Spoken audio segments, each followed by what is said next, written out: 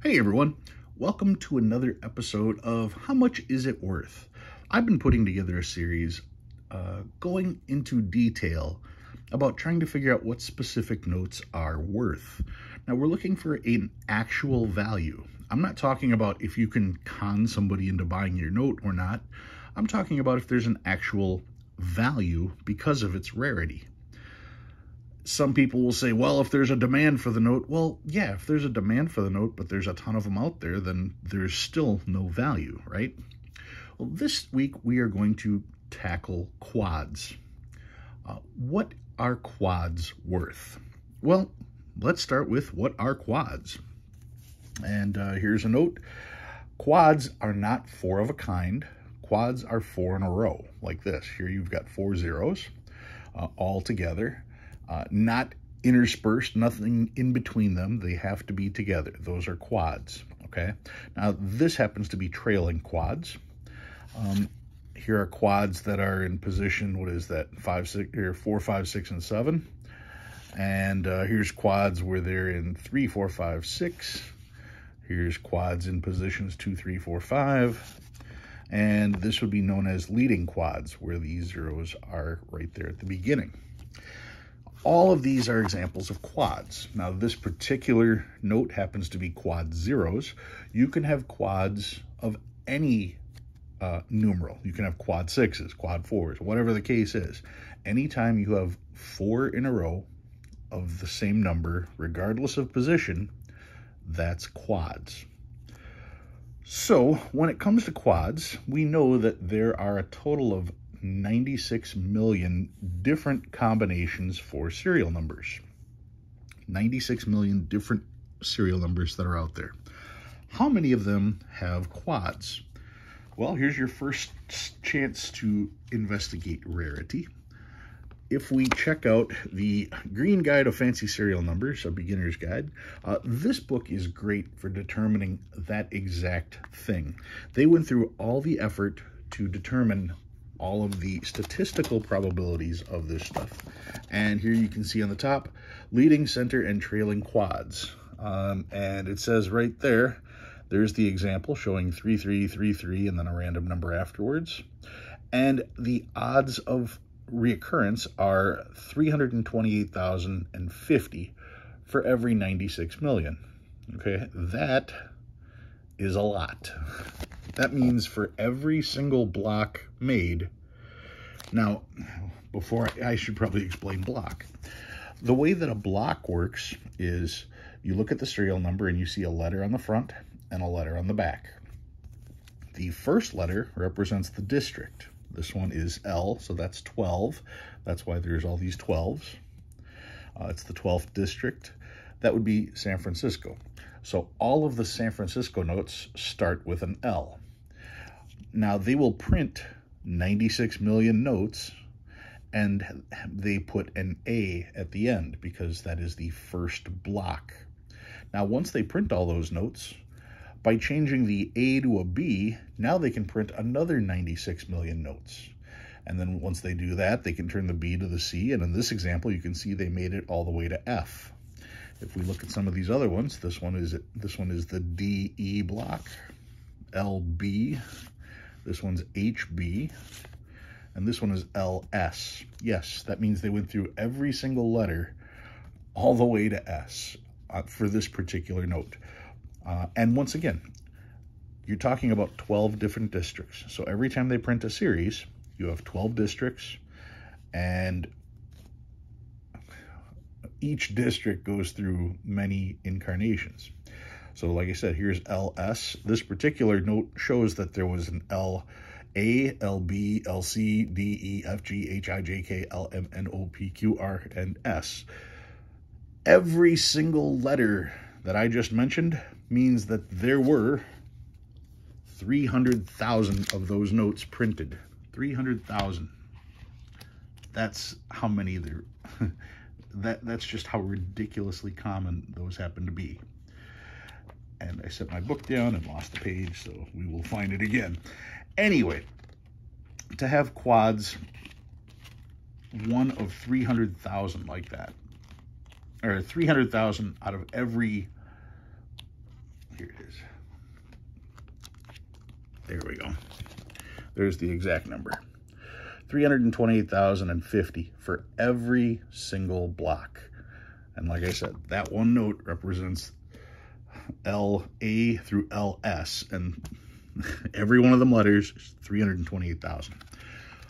That's not rare, okay? There is over 3 million quads that have an L, and that's just from 2013. Nothing rare about that at all.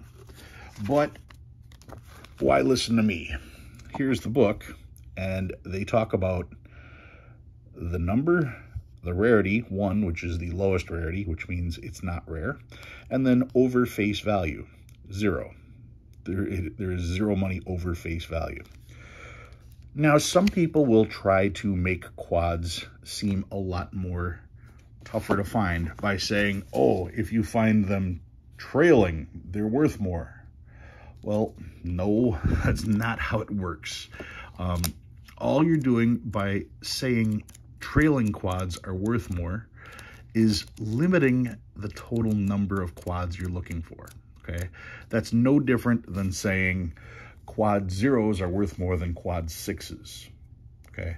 By pointing out the individual number, you're just trying to reduce that 328,000 number, okay? But once again, we don't even have to take my word for it. Because what I'm going to show you next is kind of interesting. Some people will say, oh, you are completely wrong on that one. If you have zeros, those are worth money. Well, okay, let's look at that. These were all quad zeros. And I even had one example in here, right here, with leading zeros. So it starts with quad zeros. People will tell you that this is an extremely low number because it starts with all those zeros.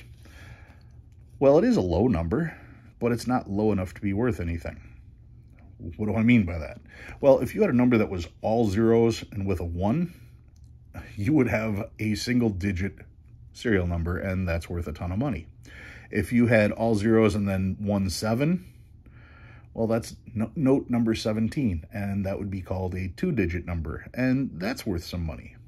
What if it was just the 517? Well, that's a 3-digit, and those are still worth a little bit. But then you get to notes like this, where it starts off with 4 zeros. Well, those aren't worth anything. Let me just show you. Don't take my word for it. I went to mycurrencycollection.com, and let's see if I can't get this on the screen without jostling everything around a little bit. Here we go. Low serial numbers. You can see it right here. If it has 7 zeros and 1 digit, that's a single-digit low serial number, and those are $500 to $1,000, according to this site. If you have a 2-digit, just the 2 digits at the end, you're talking $100 to $300. And if you have a 3-digit, this site says those are worth $30 to $75. Now you'll notice the very top line is for a 4-digit, 0000 and then 4 X's. And to that it says sometimes slightly over face. What do they mean by that? Well, if you had 00001111, well, that might be worth something because that's a binary and it's a true binary. It's double quads. There's all kinds of reasons for that to be worth something. But to have 4 zeros in a random number, most of the time, that isn't worth anything. So, if the best possible number for quads is 4 zeros, and the best possible position for those 4 zeros are leading, and it's still worthless, then what does that make a note that's 25666689? Nothing. It's quad sixes. That's all it is, and it's not rare. And that's what we're looking for. The whole point of fancy serial numbers is to find notes that are rare, and these just are not rare. Now you're going to say, well, what do you mean they're not rare? They're very hard to find. Well,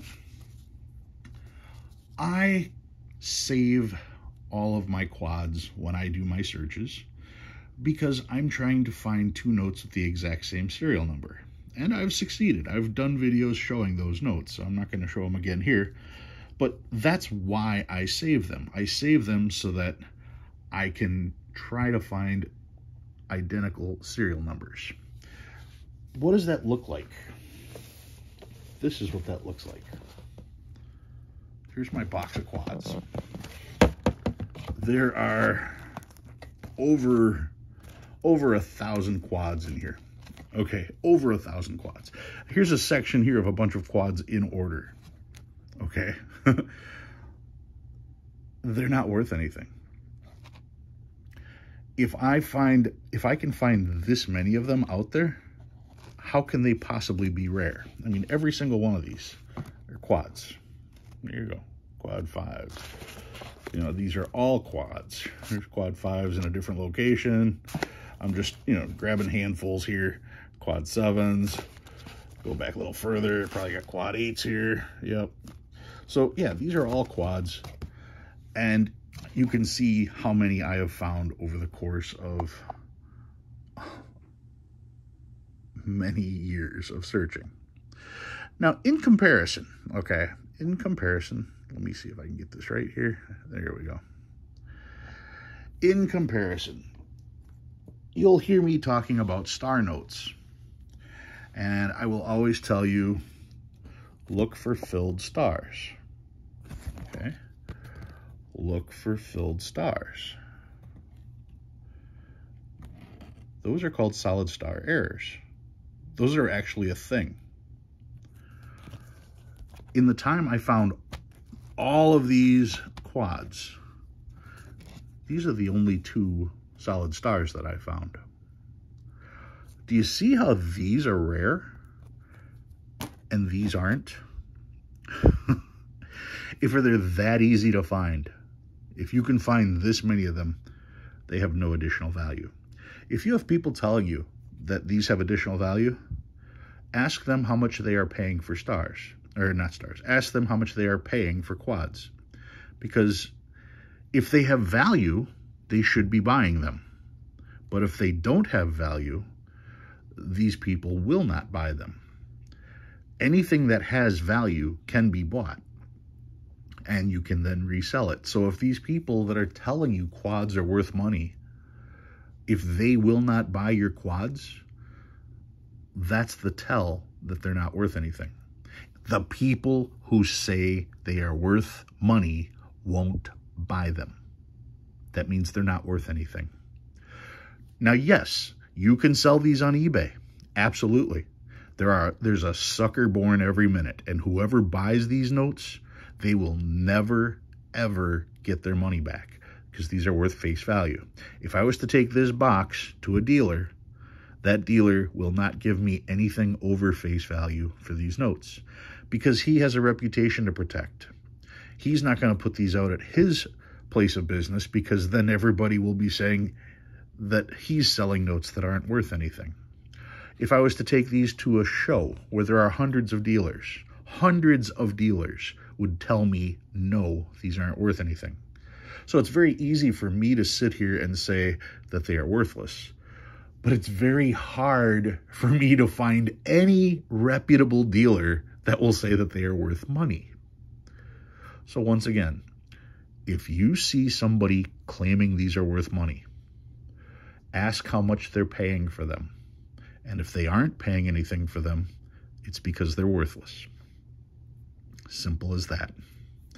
All right, if you learned anything new, go ahead and hit that like button. If you like what you see and you want to see more, please subscribe. Love reading all your comments. Guys, thank you very much for watching, and I'll see you next time.